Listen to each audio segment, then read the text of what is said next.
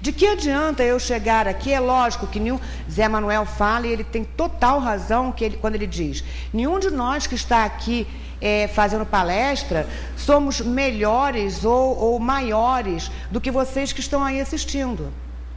Nós apenas nos propomos a estudar e vir aqui tentar transmitir um pouco daquilo que a gente está aprendendo. Somos sujeitos a erros, tá? Ninguém deve julgar a doutrina espírita por nenhum de nós.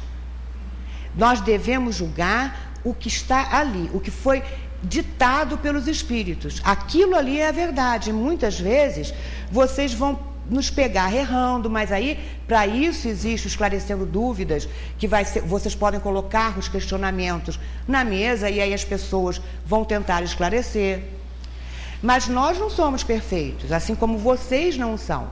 Mas se você vê um de nós que vem aqui, se propõe a falar, e de repente pego em situações amorais, vocês têm que questionar sim.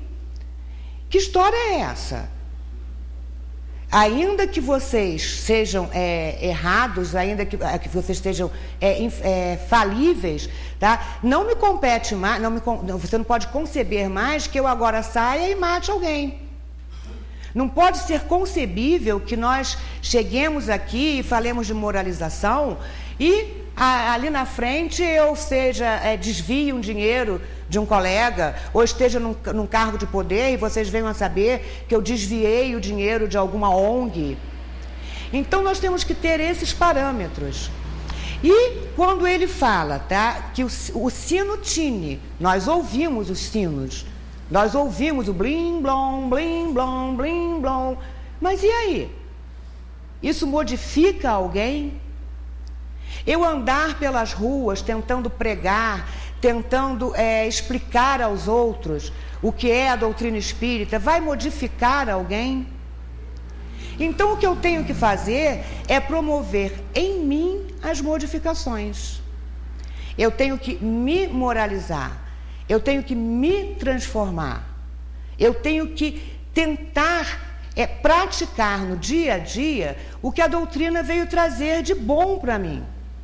Jesus esteve entre nós, foi o mestre entre os mestres, foi o espírito mais puro que nós recebemos, mas ele teve a continuidade dos seus ensinamentos através da codificação. E se eu estudo a codificação, eu tenho que praticá-la. E para isso é necessário que eu vigie e ore cada um dos meus minutos nesse corpo. Porque se eu já sei que eu sou falível, que eu tenho muito mais mazelas, que eu tenho muito mais defeitos do que qualidades, eu preciso trabalhar esses defeitos. Eu preciso, ou eu vou ter uma encarnação perdida. E quando eu retornar, eu vou lamentar, porque eu não sei qual vai ser a minha nova oportunidade.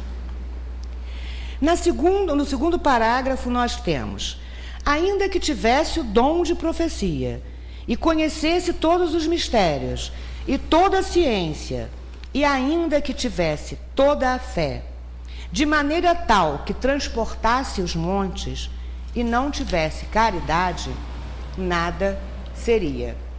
Mais uma vez, Paulo nos diz que o conhecimento espiritual, o conhecimento de todas as coisas, das leis de Deus, esse conhecimento que a doutrina veio nos esclarecer, que Jesus veio trazer, e que a doutrina transformou as palavras de Jesus em ensinamentos muito mais claros, mais uma vez ele vem nos dizer que não é o fato de eu ter este conhecimento que vai me transformar num indivíduo melhor.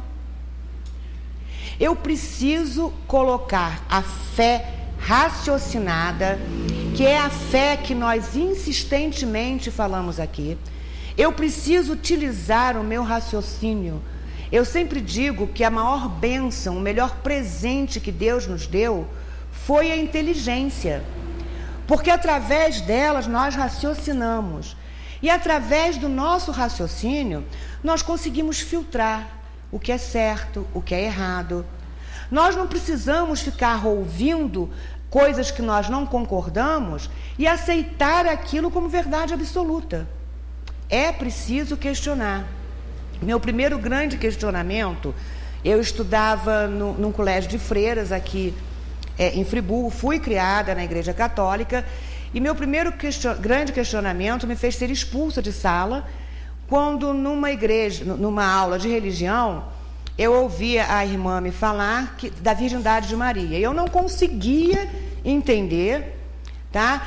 Como eu nem pensava em estudar medicina, mas eu não conseguia entender como uma mulher, sem ter uma relação sexual, sem ter um ato sexual, conseguia engravidar. E como essa criança ia nascer?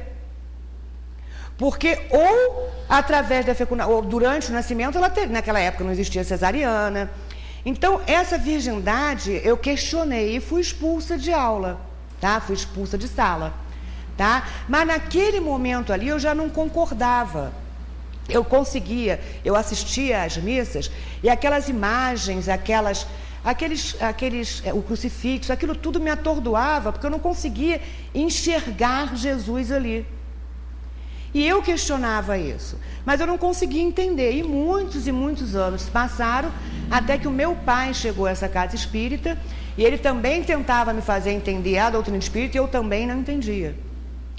Ou seja, eu só consegui entender a doutrina espírita quando eu comecei a estudá-la.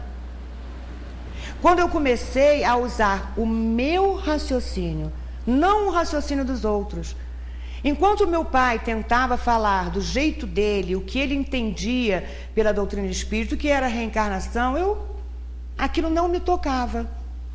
É óbvio que eu fui tocada a vir para cá quando ele desencarnou. Eu vinha antes, mas frequentar mesmo quando ele desencarnou. E aí eu comecei a raciocinar. Eu comecei a questionar. E esse é o mecanismo. E da mesma forma, quando ele fala aqui, ainda que tivesse toda a fé de maneira tal que transportasse os montes e não tivesse caridade, nada seria, de que adianta eu ter toda essa fé se eu não colocar essa fé mãos à obra? É preciso obrar. Fé sem obra é fé morta.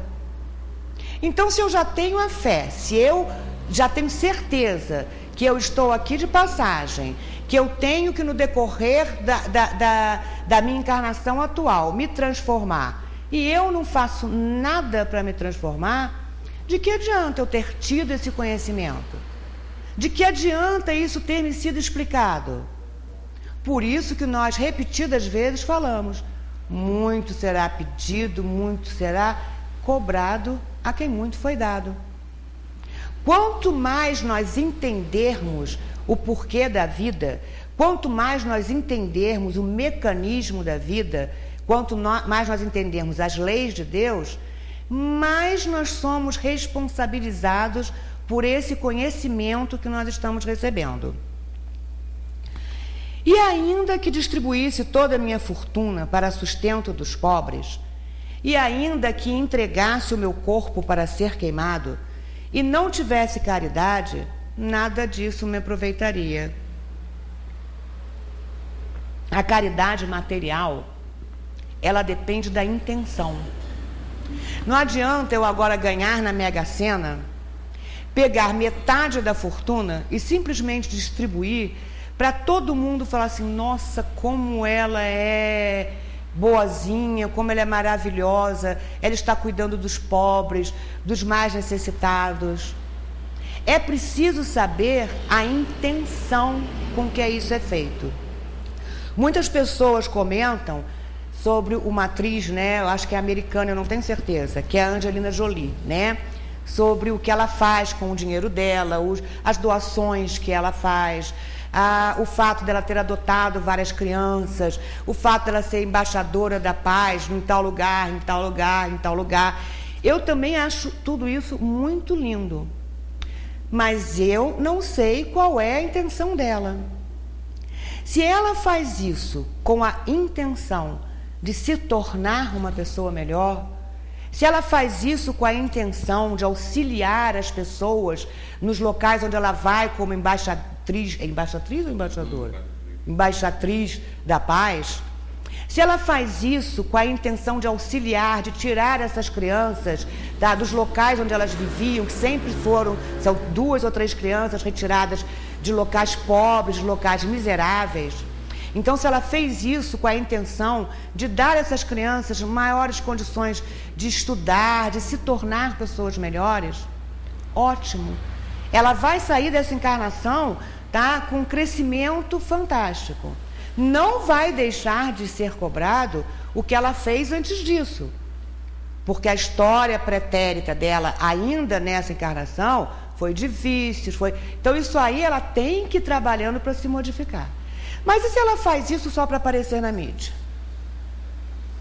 Ela vai sair daqui, vai ter ajudado outras pessoas se beneficiaram e de alguma forma isso vai auxiliá-la, mas o prêmio, o bônus, ela já ganhou aqui mesmo. Quando sai nas revistas, quando as pessoas aplaudem, quando as pessoas imitam. Então, nós temos que tomar muito cuidado quando a gente vai praticar uma caridade. A caridade material, ela deve ser feita de forma totalmente desinteressada. É uma doação, é um ato de amor. É um ato que geralmente as pessoas sequer ficam sabendo que foi consumado. O verdadeiro cristão, aquele que pratica a caridade, independente de ser espírita ou ter qualquer outro tipo de religião, geralmente as pessoas nem sequer sabem o que ele está fazendo.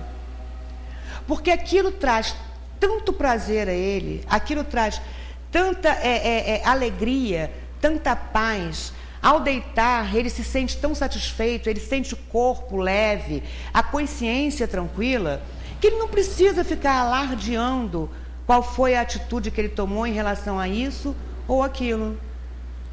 Essa é a verdadeira caridade. É a manifestação de amor ao próximo, do amor desinteressado, do amor inquestionável. A caridade é sofredora e é benigna, não é invejosa, não trata com leviandade e não se ensoberbece. A verdadeira caridade, ela torna a pessoa mais humilde, mais resignada com os fatos, tanto em relação ao que acontece com ela, com o espírito dela, quanto com o das outras pessoas.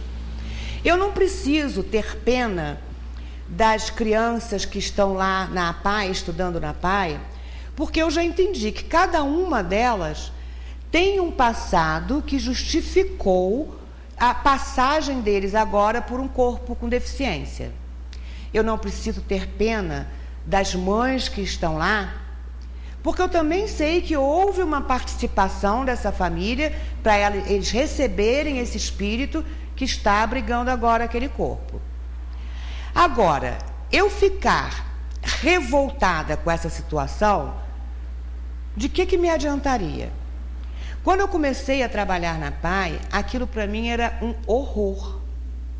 Cada vez que eu me deparava com aquelas crianças e eu não podia auxiliá-las, muitas vezes é só a questão de você passar um remédio para ele parar de ter crise convulsiva, orientar uma fisioterapeuta para ele ficar menos espástico, que eles vão ficando todos encolhidos,